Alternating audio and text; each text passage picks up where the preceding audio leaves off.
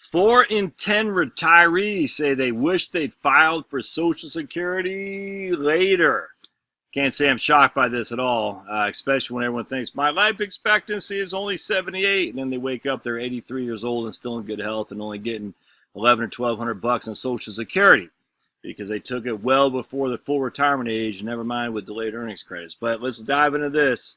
Don't forget to smash, subscribe, share the video, and of course, say your proposition down low, whatever's on your mind. I'll ask you a question. You think you're going to file for Social Security early with delayed credits at 70 or at FRA? So type in there. You're going to file early at 70 or your FRA. Just one of those three things. Early, 70, or FRA. FRA is your full retirement age, 66 or 67. So if you put that in the show notes, in the comments, it actually helps me with the algorithm at YouTube here. And of course, the Smash does as well. All right, so this is from Age Friendly Advisor. Not all that familiar with these folks, but let's actually put my comments on here yet. I put a couple comments on here, but it's not in there yet. Let's see if they do. There should be 8 comments and 2 from your old buddy Josh. All right, so 4 in 10 retirees say, I wish I'd filed for Social Security later. If you can, wait. That's the advice from today's to tomorrow's retirees. And a new survey commissioned with Age Friendly Ventures, which operates this website, the Mass Mutual Social Security Pulse Check, access people in their 70s who are paying it forward by advising the next generation to defer claiming Social Security benefits in order to maximize monthly payments. When you retire and file for Social Security, retirement benefits should be your choice, says this guy, the head of Mass Mutual US. Many are not saving up for retirement and need to access the funds the minute they can, but still, that's some. But others are just doing it because they're afraid, frankly. They say they don't think they're going to be around. They think they're going to use these life expectancies of 78, when in fact it's not 78. It's 78 for a brand new born baby today. It's not 78 if you're 65 years old and contemplating Social Security. It's not. Your life expectancy is much longer than that for sure. And if you're married filing jointly, one of you all is going to live to your 90. There's a significant probability of that. So 3 out of 10, 30% filed at 62 or younger. I presume that's because disability. 4 out of 10 wish they filed later. This is the key survey findings. And more than half, they filed out of financial necessity, such as not having saved enough, or another 1/3 filed as a result of unforeseen issues such as health issues or employment changes. So there are some things that you can't really control. I mean, if you need the money, you need the money. But if you don't need the money, it'd be better if you filed later. Now, of course, these aren't mutually exclusive. I mean, a lot have filed early, but they wish they would have filed later, but they still had to file early simply because they needed the scratch. No other way around that. Retirement and Social Security should be an informed choice, says Tim Driver, who founded this whole thing. However, they are not sufficiently informed, and they are not a choice. More than half of early filers had to file because of financial necessity, as we talked about.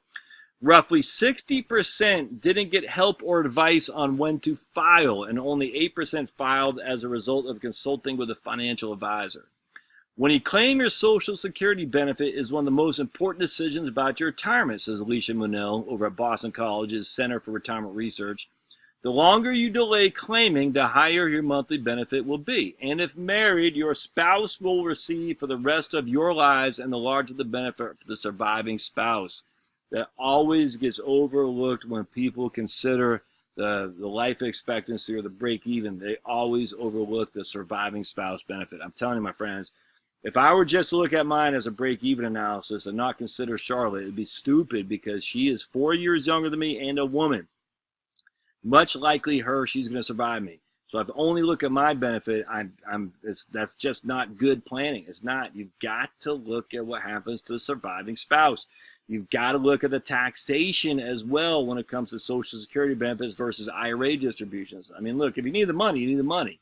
But do you actually need the money, or are you just saying, well, if I die tomorrow, I won't have got anything? I hate people use that all the time. Like, who cares? You're dead. You literally are dead. If you die tomorrow, you're not going to be sitting there up on the pearly gates saying, I should have taken Social Security. You're not going to be like that because you're not going to know. You're not going to care. People not being able to sustain for very long on what they've saved appears to be a common occurrence today, says the guy from Mass Mutual. The study reveals that many are leaving the money on the table that they're eligible for and that they could have received for many more years to come.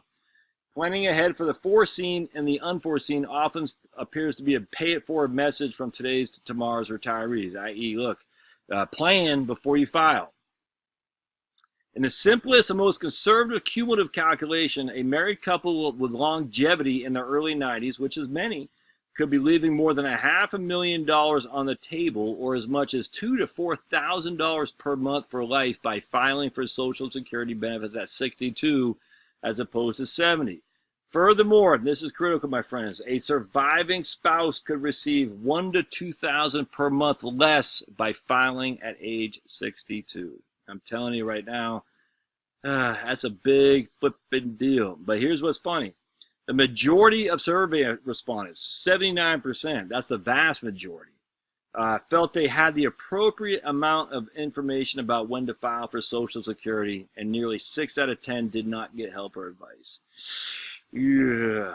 The interesting thing about Social Security modeling is that every person and a couple is different. It is hard to make relevant generalizations about filing strategies. In reality, each person needs to do a careful analysis based on their unique situation. Man, could not agree with that more. And then you got some comments down here, and like I said, mine are not in here. And here's my man, Steve. He just says, file now, take it now, blah, blah, blah, take it now. You take your monies at 62. The equality of accumulated wealth is around 82 when comparing Social Security 62 to 66.